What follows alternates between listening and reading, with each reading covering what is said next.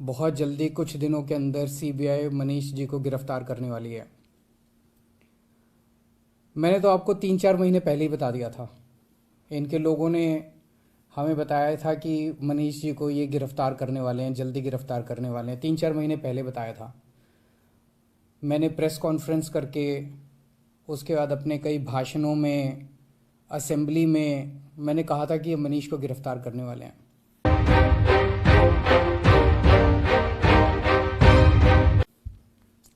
अभी थोड़ी देर पहले मीडिया से मुझे पता चला कि इन लोगों ने मनीष सिसोदिया जी के खिलाफ कोई केस भेजा है सीबीआई को, और बहुत जल्दी कुछ दिनों के अंदर सीबीआई मनीष जी को गिरफ्तार करने वाली है।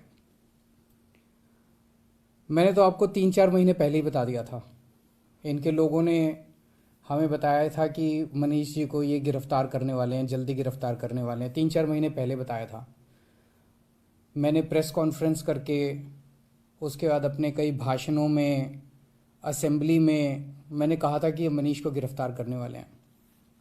तो 3-4 महीने पहले जब इनके लोगों ने मुझे बताया कि मनीष जी को गिरफ्तार करने वाले हैं, मैंने कहा मनीष ने क्या कर दिया, क्या केस है? तो उन्होंने बताया अभी कोई केस नहीं है, कुछ मिला नहीं है, ढूंढ रहे हैं, कुछ बना रहे हैं। तो अब हमारे देश के अंदर एक नया सिस्टम लागू किया गया है। पहले ये तय किया जाता है कि किस आदमी को जेल भेजना है, और फिर उसके खिलाफ एक मनगढ़ंत झूठा केस बनाया जाता है और उसे जबरदस्ती जेल भेजा जाता है। एक नया सिस्टम हमारे देश के अंदर अब लागू हुआ है।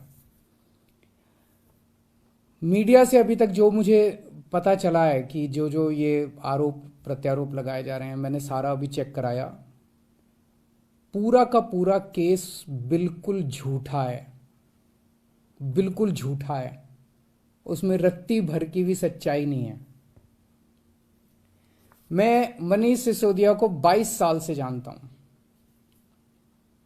सन 2000 में पहली बार मिला था मनीष जी से। एक बेहद कट्टर ईमानदार आदमी है, कट्टर देशभक्त आदमी है। हमारे देश में पिछले 75 साल में सरकारी स्कूलों का बेड़ा गर्क कर दिया था इन सारी सरकारों ने मिलकर, इन सारी पार्टियों ने मिलकर। बहुत बुरा हाल कर दिया था इन लोगों ने। करोड़ों करोड़ों बच्चे, गरीबों के बच्चे जो इन सरकारी स्कूलों में पढ़ते थे, उनका भविष्य अंधकार में था। कोई उम्मीद नहीं थी। गरीब का बच्चा गरीब बनेगा, अमीर का बच्चा अमीर बनेगा। गरीब का बच्चा मजदूरी करेगा, रिक्शा चलाएगा। अमीरों के बच्चे अमीर बनेंगे। ये एक सिस्टम पूरे देश के अंदर लागू हो गया था। पहली बार आम आदमी पार्टी की जब सरकार बनी दिल्ली के अंदर, मनीष सिसोदिया जी एजुकेशन मिनिस्टर बने। दिल्ली के अंदर भी सरकारी स्कूलों का बहुत बुरा हाल था। दिल्ली के अंदर मनीष सिसोदिया ने रात दिन मेहनत करके दिल्ली के सरकारी स्कूलों को शानदार बनाया। ऐसा बनाया कि अब अमीर लोग भी अपने बच्चों को सरकारी स्कूल में भर्ती करा रहे हैं। अमीरों के और गरीबों के बच्चों को एक जैसी शिक्षा मिल रही है। दिल्ली के सरकारी स्कूलों के अंदर एक ही डेस्क पे एक जज का, एक अफसर का और एक रिक्शे वाला का बच्चा बैठ के एक ही डेस्क पे बैठ के पढ़ते हैं। मनीष सिसोदिया ने केवल दिल्ली के स्कूल ठीक नहीं किए, देश के करोड़ों करोड़ों बच्चों को एक उम्मीद दी है कि सरकारी स्कूल भी ठीक हो सकते हैं, गरीबों के बच्चों का भविष्य भी अच्छा हो सकता है। सुबह 6 बजे मनीष सिसोदिया अपने घर से निकल जाते हैं और अलग अलग स्कूलों के अंदर दौरा करते हैं, सरकारी स्कूलों के अंदर दौरा करते हैं। मैं पूछना चाहता हूं, कौन भ्रष्टाचारी ऐसा है इस दुनिया के अंदर जो सवेरे 6 बजे उठ के स्कूलों के दौरे पे निकल जाता है, बच्चों का भविष्य बनाना चाहता है? कौन भ्रष्टाचारी ऐसा है? तो जेल से हमें डर नहीं लगता। मैं इनको थोड़ा सा, ये लोग समझ लें कि इनको लगता होगा जेल से हमें डर नहीं लगता। तुम लोग सावरकर की औलाद हो, जिसने अंग्रेजों से माफी मांगी थी। हम लोग भगत सिंह की औलाद हैं, हम भगत सिंह को अपना आदर्श मानते हैं, जिसने अंग्रेजों के सामने झुकने से मना कर दिया और फांसी पर लटक गया। हमें जेल से, फांसी के फंदे से डरने लगा, कई बार जेल हुआ है हम लोग। एक ये सोचने की बात है कि हाथ धो के हमारे पीछे क्यों पड़े हैं, आम आदमी पार्टी के पीछे क्यों पड़े। इतने हमारे एमएलए को ये जेल भेज चुके, सारे छूट छूट के आ गए, और कोर्ट ने जब छोड़ा तो ऐसे गंदे गंदे ऑर्डर पास किए इन लोगों के खिलाफ कि क्या झूठे सच्चे केस बना रहे हो। सत्येंद्र जैन को इन्होंने गिरफ्तार कर लिया झूठे केस में पिछले महीने, अब मनीष सिसोदिया जी को गिरफ्तार करने जा रहे हैं ये लोग। तो आखिर ये आम आदमी पार्टी के पीछे क्यों पड़े हैं, हम ही लोगों के पीछे क्यों पड़े हैं? 3 कारण है। पहला कारण, आम आदमी पार्टी वाले कट्टर ईमानदार हैं। वो पूरे देश को भरोसा हो गया आम आदमी पार्टी वाले कट्टर ईमानदार हैं। सारा देश कहता है यार कुछ भी हो, ये लड़के हैं तो ईमानदार। ये लोग झूठे केस बना बना के हमारे ऊपर कीचड़ फेंकना चाहते हैं, ये दिखाना चाहते हैं दुनिया को कि देखो ये भी हमारे जैसे ही हैं, जैसे हम भ्रष्ट हैं ये भी वैसे ही हैं, ये भी भ्रष्टाचारी हैं। पर दुनिया इनके यकीन नहीं कर रही, दुनिया खुद ही कह रही है कि झूठे केस लगा रहे हैं। तो जो मर्जी कर लो, सच सच होता है, झूठ झूठ होता है। जितना मर्जी कीचड़ तुम फेंक लो, कीचड़ चिपक नहीं रहा हमारे ऊपर, पाक साफ है हम लोग, सच्चाई के रास्ते पे चलते हैं, भगवान हमारे साथ है। दूसरा कारण, ये हमारे पीछे क्यों पड़े हैं हाथ धो के, जब से पंजाब में आम आदमी पार्टी जीती है पूरे देश के अंदर आम आदमी पार्टी की आंधी आ रही है, पूरे देश के अंदर आम आदमी पार्टी की चर्चा हो रही है, पूरे देश में आम आदमी पार्टी फैल रही है। ये उसे रोकना चाहते हैं, ये नहीं चाहते कि आम आदमी पार्टी पूरे देश के अंदर इनकी टक्कर में खड़ी हो।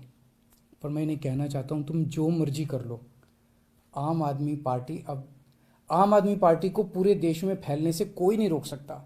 आम आदमी पार्टी पूरे देश के लोगों की उम्मीद बन चुकी है।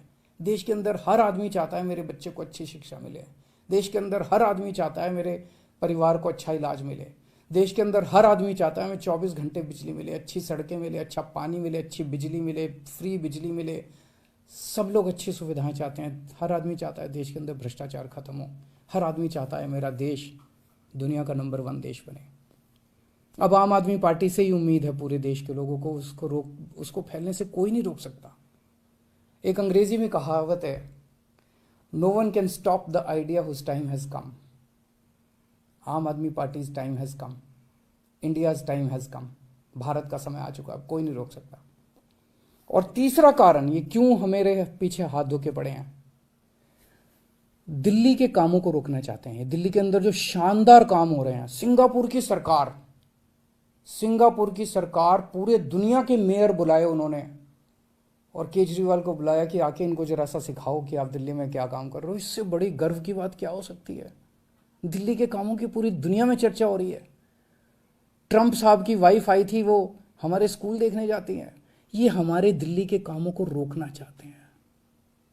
खासकर दिल्ली में एजुकेशन और हेल्थ में बहुत शानदार काम हुए, इसीलिए उन्होंने पहले हेल्थ मिनिस्टर को जेल में डाला और अब एजुकेशन मिनिस्टर को इन्होंने जेल में डाला।